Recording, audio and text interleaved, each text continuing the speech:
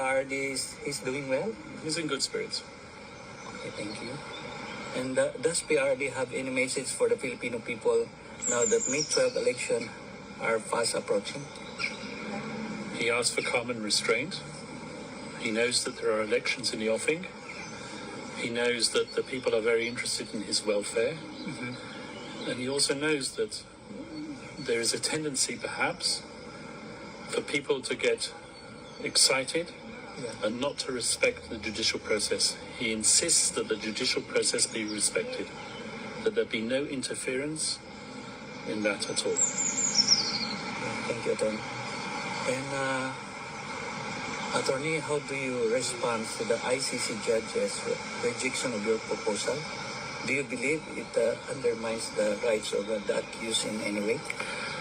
Well, this whole thing about the judges rejecting my proposal, that never happened. All that happened was that there were two activist victims representatives by the names of Joel Butian and Christina Conti, who made all sorts of assertions in the press that I had asked to restrict victims' participation in the process by limiting the ID documents that could be used. That never happened. All I was doing was I was relying on what the Philippine social security system requires for ID to be verified in the Philippines. What they don't tell you is that they were not accepted at this present moment in time to be representatives of the victims, rather the OPCV, which is the unit which is dedicated to representing victims at the ICC. So this is not a question of the judges rejecting something that the defense asked for. This is a response that the defense made to the VPRS, which is the internal court unit which is responsible for assessing victims' applications. That's all we did. We made observations. We didn't make a request which was rejected. That's a big lie. Yeah. So do you think the ICC sets dangerous precedent by relaxing documentary requirements, particularly in highly politicized cases like this? Once again, this whole issue of it being a dangerous precedent is not something that we created. It's something that's in the minds of Joel Butian and others.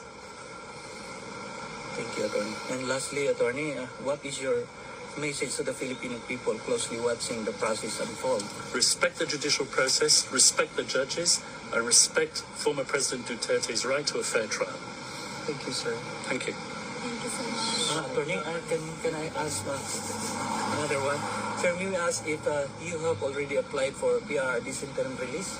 Once again, I'm not going to comment on the chronology of that request. There will be a request for interim release in due course, but as I said many times before, certain conditions have to be ripe for that interim release to take place. And it's the judges who ultimately decided. Sir, do you think that our former president will be brought back to the Philippines before the confirmation of charges on September 23rd? I certainly hope so.